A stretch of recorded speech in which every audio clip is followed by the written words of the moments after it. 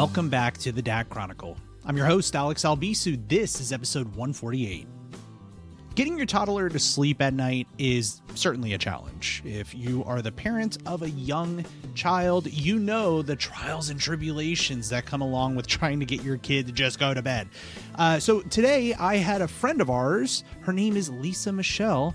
I had her join me to talk about a new fun kids book that she wrote that talks all about going to sleep. It's called Everybody Goes Night Night.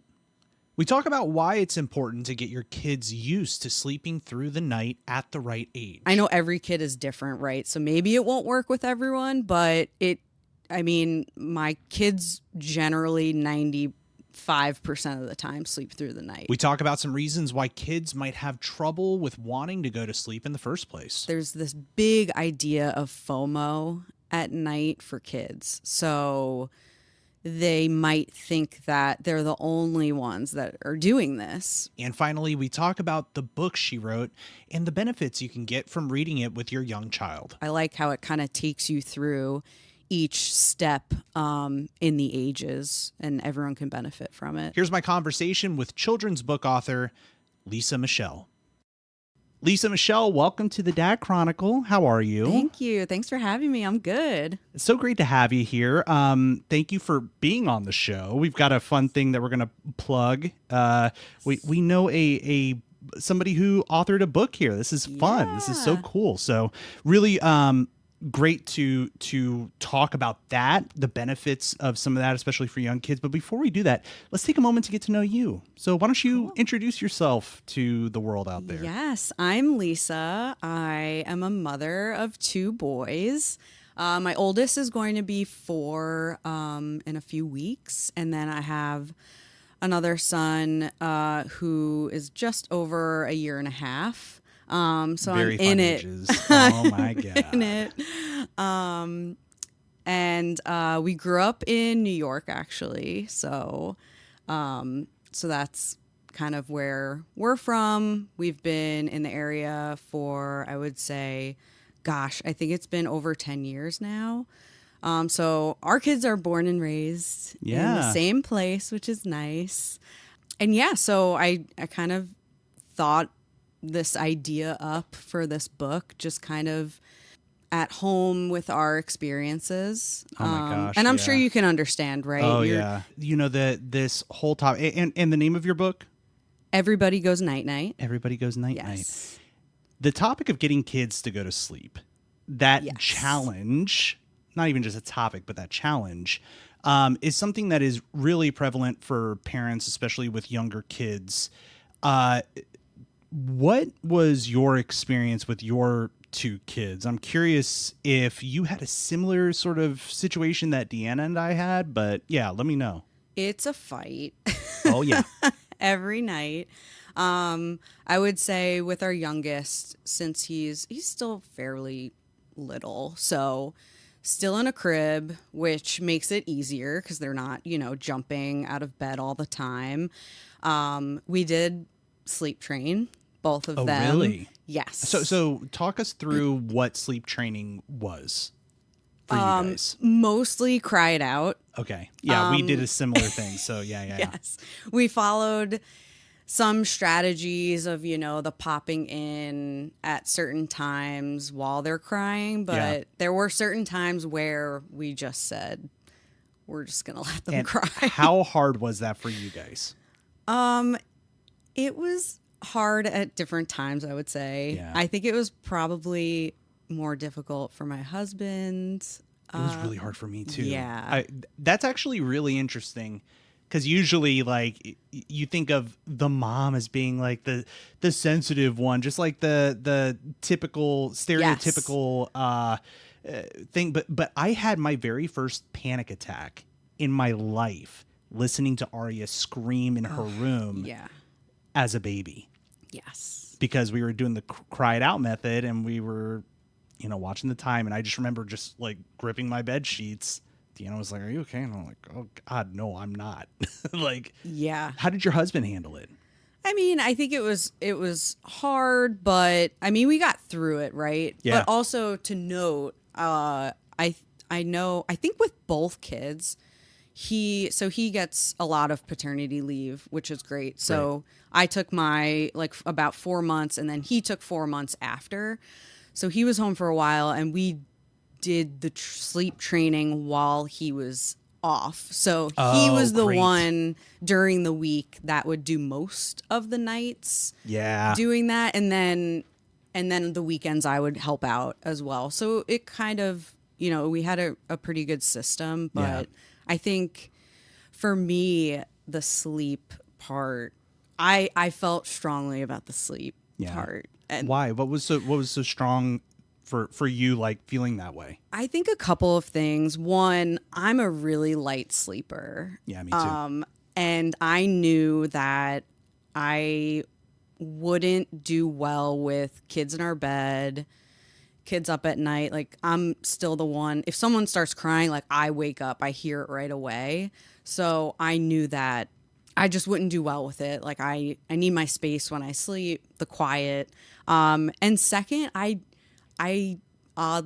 do believe in the strategies behind it. I've read a lot when we first had kids, and I just believe in it. I know every kid is different, right? So maybe it won't work with everyone, but my kids generally 95% of the time sleep through the night. That's great. It doesn't make the bedtime easy, but through the night, and it's I'm curious for you, like along with some of the cried out methods, which I'm sure a lot of folks listening to this are familiar with. What other approaches did you take with getting your kids ready for that full night of sleep? I mean, I also believe that it is good to be consistent, right? Yeah. So like doing bath every night. We read every night, and then we'll sing until they let us. Like, our 4-year-old like doesn't want us to sing anymore most of the time. There was one time where one night he was just like, I don't want that. Please stop. And we're like, oh, okay, this is isn't it. That sad though? Isn't that sad? Like, when you hit I've said it on the show before, but like, parenting is kind of it's the first of many lasts, like, for a lot of things. So it's like the last time that you lay your baby in the crib. There will be a last time for that. Right. Like, we were talking about, like, kids walking to and from school. Like, there's going to be a time where the kids don't get escorted to school because they're old enough. And it's like, there's going to be a last one of those. Yep.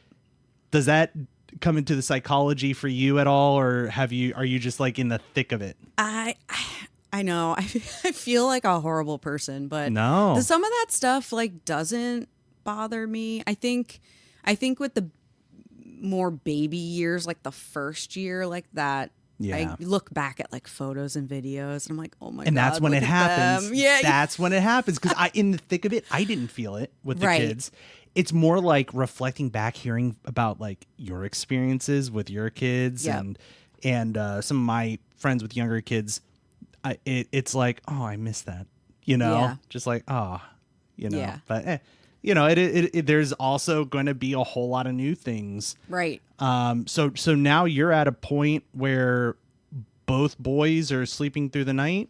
Yes. Unless I would say our youngest he has tubes in his ears for like ear infection. So whenever that starts, he could be up in the middle of the night. And then our oldest would be sometimes he will get up in the middle, like 2 a.m. It's very short lived though. It could be like 15 minutes and he's pretty good going back. But that's good. But there's always phases, right? Like we did the training, but then there would be phases where there'd be a week where they would be up every night and stuff. So it's definitely not always perfect. But I think we set a good foundation, at least at a young age. So yeah. It's super important, that consistency that you talked about, building a foundation. Absolutely. And I remember any little deviation from Arya's plan would like set her off, and she was so hard to get back to sleep. Yeah. There were times where Deanna and I would be like one of us, whoever was cradling her, rocking her in her little, like the little rocking chair that we had in our nursery, and we had to keep emotion going like back and forth as we were trying to slowly place her down into her Yes, crib. I've done that many nights. And just kind of rock her in her crib. And God forbid you just do the smallest little inconsistency there. It set her off. Yep. So there's, oh my gosh, sleep is such a tricky thing. And I know a lot of parents listening to this, especially of babies, might be listening to this while they're trying to get their kid to sleep at 2 a.m. Talk to us about your inspiration for the book and where you just wanted to write a kid's book. Yeah.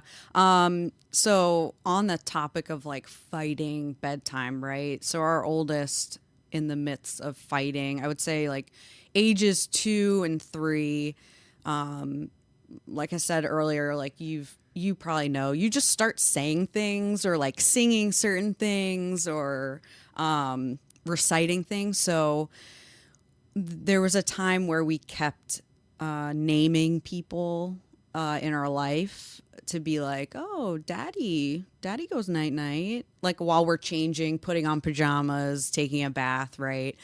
And we'd start asking questions too, like, oh, does Nana go night night? And he'd answer, and then we'd keep naming everyone, right? So that so he would recognize that it's not just him going to bed. And I think that's where like the deeper inspiration too is that there's this big idea of FOMO at night for kids. So they might think that they're the only ones that are doing this, right? That, they might watch mom and dad clean up the kitchen or doing other things. Like, well, you're not going to bed, right? Absolutely. Yes. So one night when we were saying this, I was like, wow, this would be a really good book. And then from there, I said, I'm going to see what it takes to do this. Yeah. So a lot of the time in the beginning was just research on how to do it. Yeah. What to do, how to do it, what form is it going to be in, how much is this going to cost me, and then things kind of snowballed from there. That's amazing. And how do you go about finding the artist? The art in the book is so cute. Like, yes, it's you. adorable. Like, yeah. Did you know this person before you worked with them, or? No, I didn't.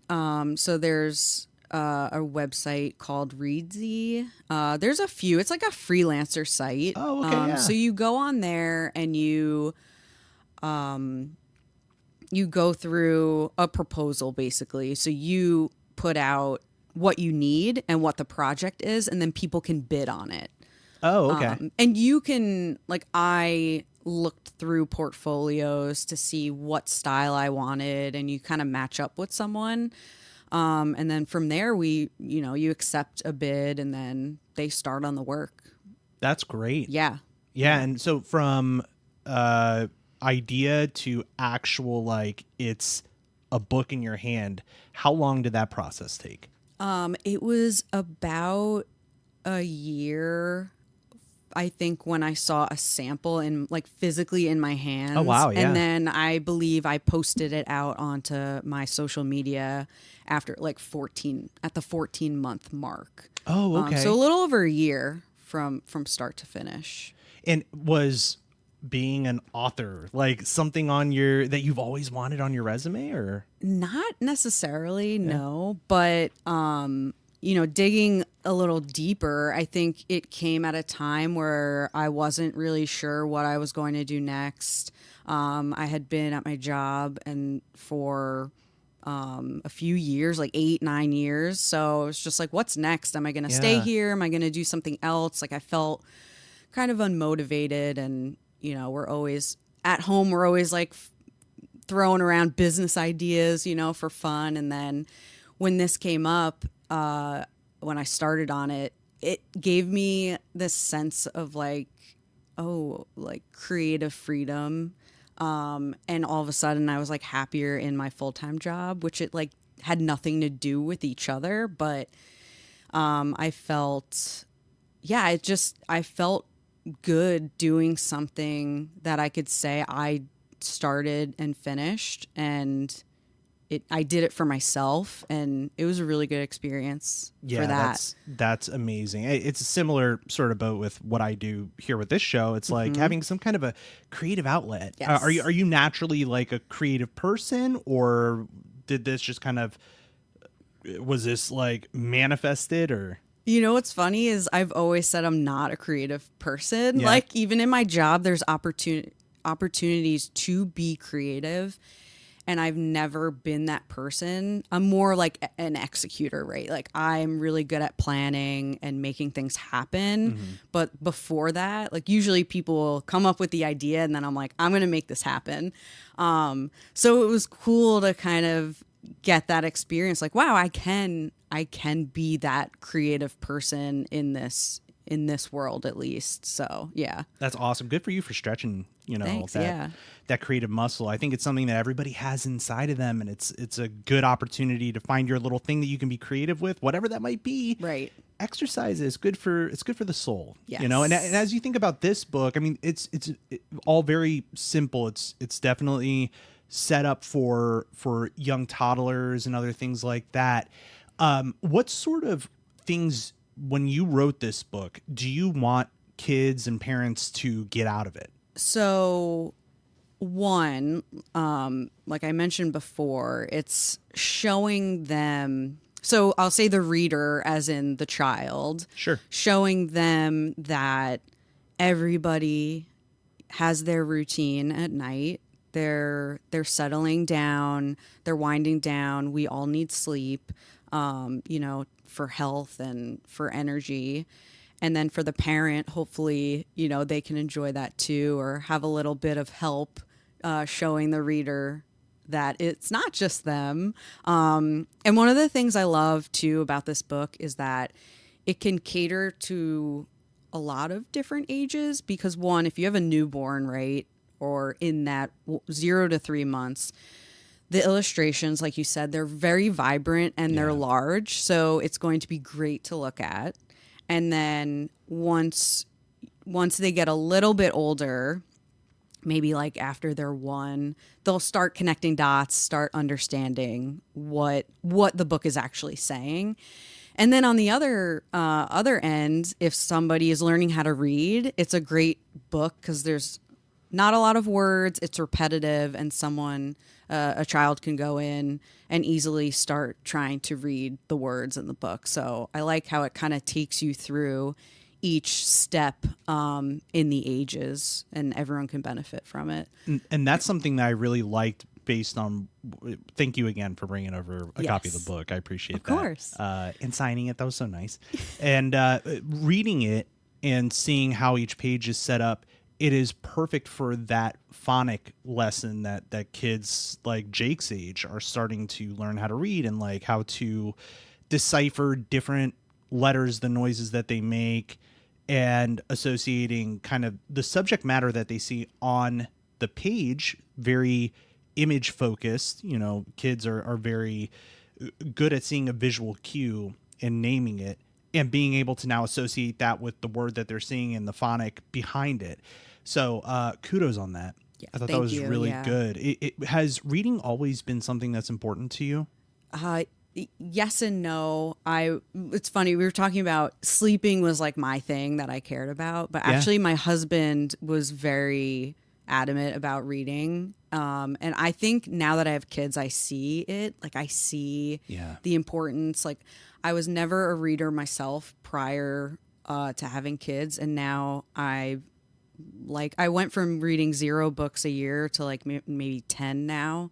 So, but yeah, he was very like, we need to read every day to our kids. And he did, especially with our first. He read a lot, and then I started reading a lot too, to Julian as our oldest. And it's funny because I was thinking about this week before I came here, how Julian's speech is amazing. Like he started talking early. It happened overnight.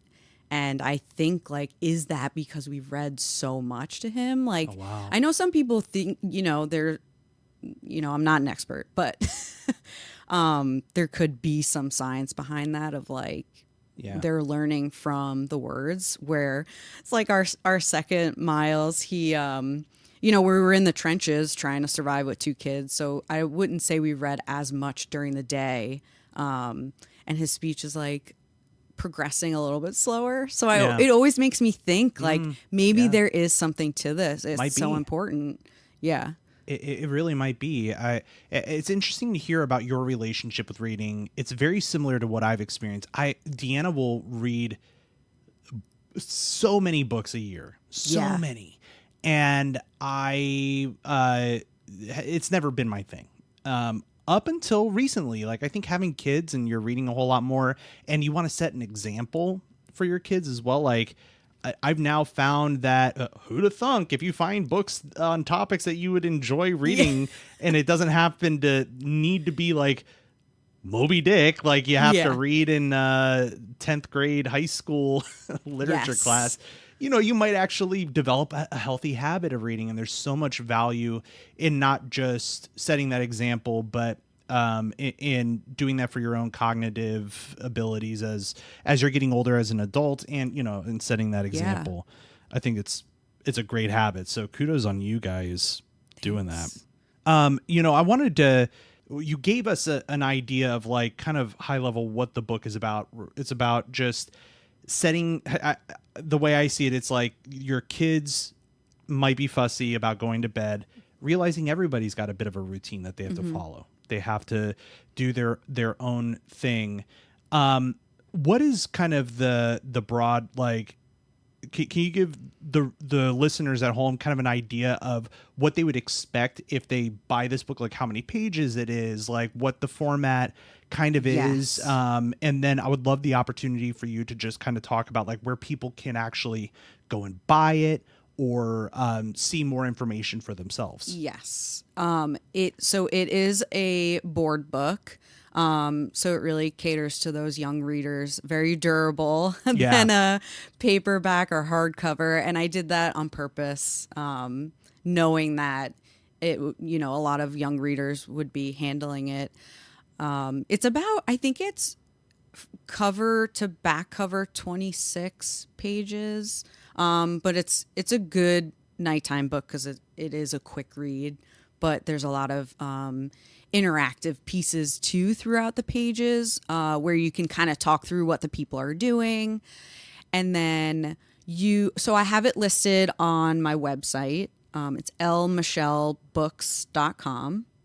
And that's one L? It's one L, yes. For Michelle, yes. lmichelebooks.com. We'll have a link in that for that in the description for this show, in the show notes. Perfect. So. Yeah. And then, you could purchase it right there. And if you want me to sign it, you can put that in the notes. Happy to sign it and ship it.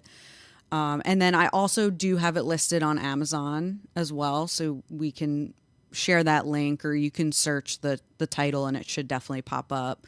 And then it's funny, I don't think people realize this. Like, I am the shipper. So I have inventory at my house. This is true small business mentality here. Yeah, I laugh. Like, I had a customer, I was trying to help her out with like shipping expectations. And she was like, oh, but Amazon says it's going to be here in this many days. And I was like, Amazon is me. Like, I am Amazon shipping from my house. So it adds a little personal touch, and that's why I have the luxury to sign them and send them out to people. And there are certain zip codes that I've coded to be free delivery, so I can personally drop it off to anyone that's close nearby. That's really cool. Yeah.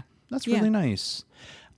So again, just to make sure that we get the website for the listener again was Michele with one L, books.com. lmichelebooks.com. Yes. And do you have any social media or anything that people should follow? Or not at this time. Okay. Yeah, it's definitely going to be a next step. Yeah. For me, that's everything's been coming in stages. So yeah, and if that does pop up soon, I will definitely share that with you. We can share that out. Yeah, let's do that. And friends at home, go go support a small business and do something fun for your kids. Do something fun for yourselves, because Lord knows us parents, we need a little bit of sleep. Yes. And this has been such a pleasure. I really appreciate you taking the time to come over and share a little bit of your story and share this book with us. I think it's so fun. Of course. Thanks so much for having me. This was great. Absolutely. Again, our guest has been Lisa Michele. Thank you again, Lisa, for being on the show. As a reminder, you can check out the book for yourself. It is lmichelebooks.com. That's Michele with one L. And you can order the book there. And it is a great way to support a small business and a friend of ours who is very interested in doing more of this sort of thing. So if you've got young children, this is a great opportunity to buy a book that is going to help them and also potentially help you try to get that kid to go to bed in the first place. If you'd like to chime in on anything that we talked about today, you can email the Dad Chronicle podcast at gmail.com. And remember, you can subscribe to your favorite podcatcher by heading over to thedadchronicle.com. Just we're everywhere. I'm on all the things. So make sure you head over there if you want to listen to old episodes, anything else that we have talking to parenting experts or dads from around the world. Thank you again for listening. And remember, be good to yourself, be good to others out there, and we'll see you next time. If you like this show, check out more great content at incastmedianetwork.com.